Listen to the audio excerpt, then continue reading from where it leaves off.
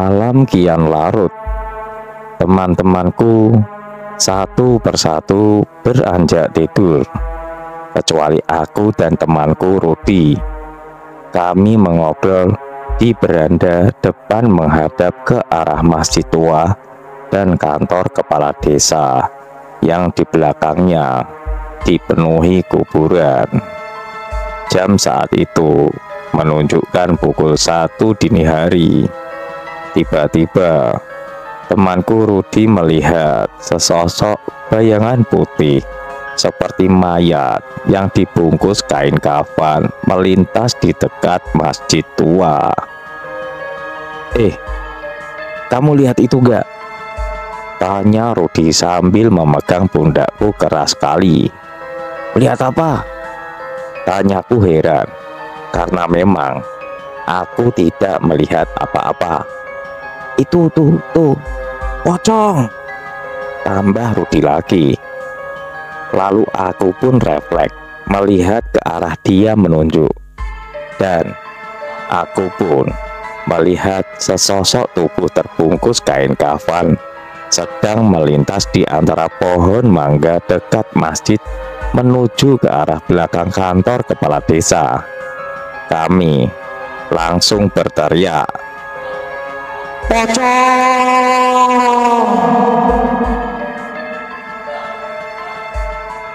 sambil berlari masuk ke dalam rumah. Assalamualaikum warahmatullahi wabarakatuh.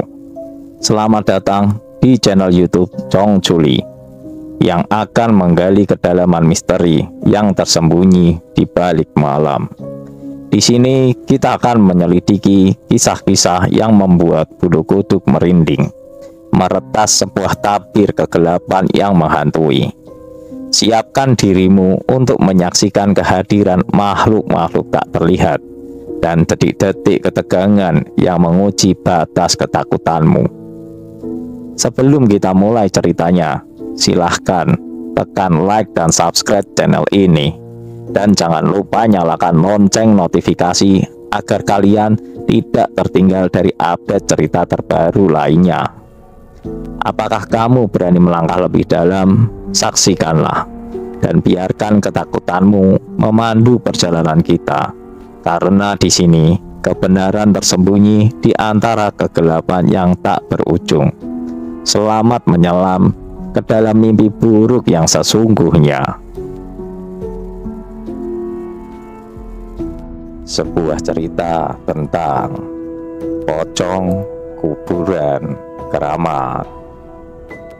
Langsung saja kita menuju ke cerita. Kejadian ini saya alami sekitar akhir bulan Juli tahun 2016, di mana ketika itu kami ditugaskan menjadi mahasiswa KKN di salah satu desa di pesisir pantai Pangandaran. Cerita ini berawal ketika kelompok KKN kami yang berjumlah 10 orang menjadi tenaga sukarela di desa tertinggal di daerah Ciamis. Setelah sampai di sana, kami kemudian ditempatkan di salah satu rumah penduduk. Lalu kami dibawa ke kantor kepala desa. Di sana, kami diperkenalkan kepada seluruh perangkat desa dan bersilaturahmi dengan pemuka agama setempat.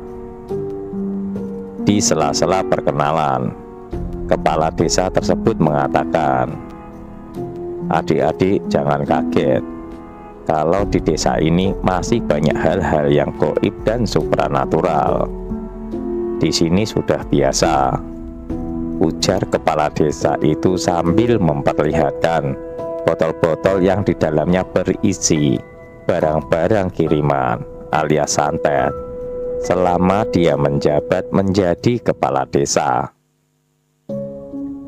Kami yang notabene orang kota dan awam dengan masalah begituan cukup kaget dan ketakutan juga mendengar informasi dari kepala desa itu.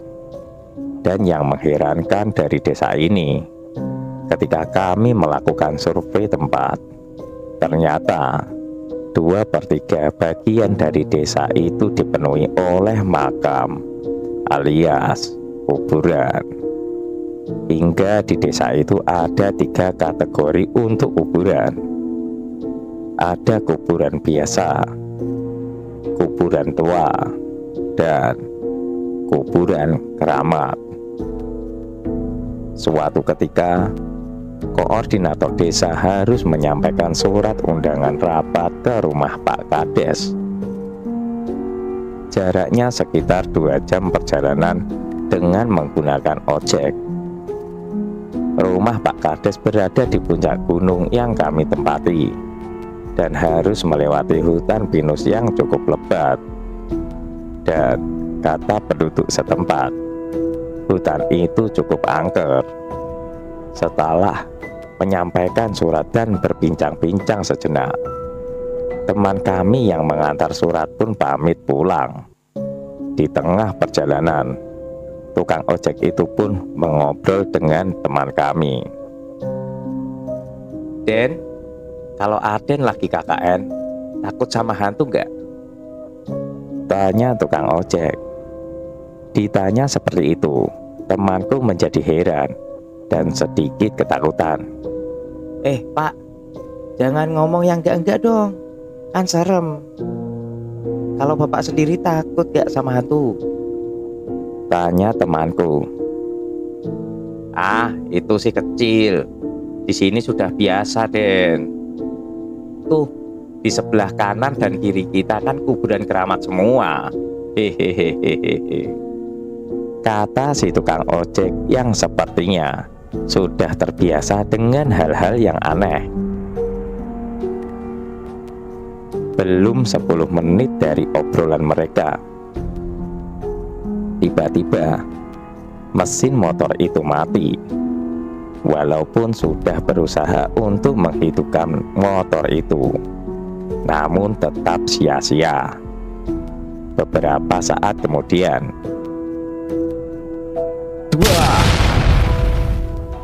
ban motor itu meledak dengan sendirinya. Aneh, biasanya ban meledak atau kempes kalau menggila sesuatu. "Aduh, kenapa Pak?" tanya temanku. "Iya nih, kenapa jadi gini ya? Begini saja, Aden tunggu dulu di sini. Saya ke bawah dulu membetulkan ban motor ini," kata tukang ojek kepada temanku. Walau sebenarnya takut, tapi apa boleh buat. Akhirnya temanku itu mau juga menunggui motor itu di tengah hutan yang jauh dari mana-mana, sambil duduk dan istirahat di atas batu yang sudah berlumut. Temanku tak tahu kalau batu yang ia duduki itu adalah batu nisan kuburan keramat yang sudah berlumut. Setelah setengah jam tukang ojek itu pergi, tiba-tiba angin berhembus dengan kencang. Samar-samar temanku itu melihat bayangan putih berkelebat di atas pohon pinus. Bayangan itu semakin jelas ketika sinar bulan menerpa tubuhnya, dan makhluk itu seperti tertawa mengikik pelan dan sedikit mendesah karena tertiup angin.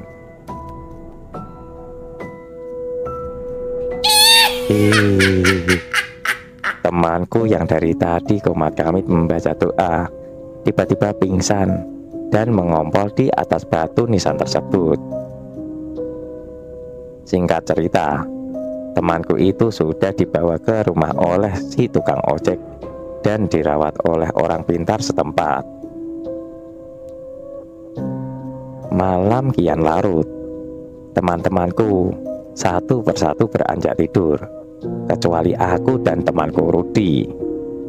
Kami mengobrol di beranda depan menghadap ke arah masjid tua dan kantor kepala desa yang di belakangnya dipenuhi kuburan. Jam saat itu menunjukkan pukul 1 dini hari. Tiba-tiba temanku Rudi melihat sesosok bayangan putih seperti mayat yang dibungkus kain kafan melintas di dekat masjid tua. Kamu lihat itu gak? Tanya Rudi sambil memegang pundakku keras sekali. Lihat apa? Tanyaku heran, karena memang aku tidak melihat apa-apa. Itu tuh pocong. Tambah Rudi lagi. Lalu aku pun refleks melihat ke arah dia menunjuk, dan aku pun melihat sesosok tubuh terbungkus kain kafan sedang melintas di antara pohon mangga dekat masjid menuju ke arah belakang kantor kepala desa. Kami langsung berteriak, "Pocong!"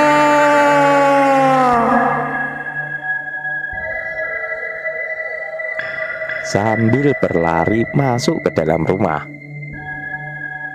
Seisi rumah bangun dan bertanya ada apa. Lalu kami menceritakan yang kami alami tadi. Tentu saja seisi rumah jadi ketakutan. Akhirnya kami pun berencana untuk tidak tidur malam itu. Tapi setelah jam 3 dini hari, ternyata rasa kantuk mengalahkan kami. Akhirnya kami pun tidur kembali di kamar, kecuali si Rudi yang tidur di sofa kamar tamu. Karena kamar tidurnya sudah penuh. Sekitar jam 4 dini hari, kami dikagetkan oleh teriakan Rudi yang keras sekali. Kami pun keluar kamar dan di depan mata kami terlihat sesosok pocong yang sedang duduk di sebelah teman kami itu. Tatapan matanya sayu, kulitnya melepuh dan bernanah. Kami semua serentak membaca doa-doa minta kekuatan dari yang di atas, Allah Subhanahu wa Ta'ala. Tiba-tiba sosok itu mulai mengeluarkan asap dan akhirnya menghilang dari pandangan kami. Kami sesaat terdiam, terasa seperti di dalam mimpi. Setelah tersadar, kami berusaha menolong teman-teman kami yang pingsan. Akhirnya kami sepakat untuk benar-benar tidak tidur sambil bersama-sama membaca doa. Sekitar pukul 4:30 pagi, seusai kami sholat subuh, pintu rumah diketuk dari luar. Setelah dibuka ternyata Pak Kosim. Kata beliau, kami disuruh datang ke rumah salah satu penduduk nanti siang karena ada yang meninggal. Siangnya kami datang untuk melayat dan sekedar mengucapkan turut berbelasungkawa. Setelah dipersilahkan masuk, kami pun berdoa di samping jenazah. Namun betapa kagetnya kami setelah kami melihat orang yang meninggal itu, wajahnya sama persis dengan pocong yang kami lihat tadi malam. Terima kasih telah bergabung dengan petualangan menegangkan di saluran YouTube kami. Namun ini hanyalah awal dari banyak petualangan yang menunggu di depan. Kami sangat bersemangat untuk menghadirkan lebih banyak cerita seru, penemuan misterius, dan momen-momen tak terlupakan yang akan membuat bulu kuduk kamu merinding.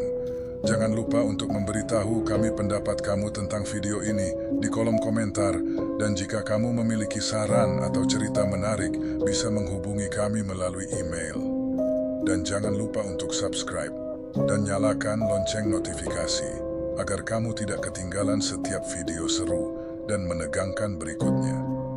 Bersiaplah untuk terus terlibat dalam petualangan horor yang tidak terlupakan di saluran ini. Sampai jumpa di video berikutnya. Tetap waspada karena dunia misteri selalu penuh dengan kejutan yang menanti. Selamat malam dan hati-hati. Jangan pernah berjalan sendirian di malam hari. Siapa tahu ada yang mengikutimu dari belakang.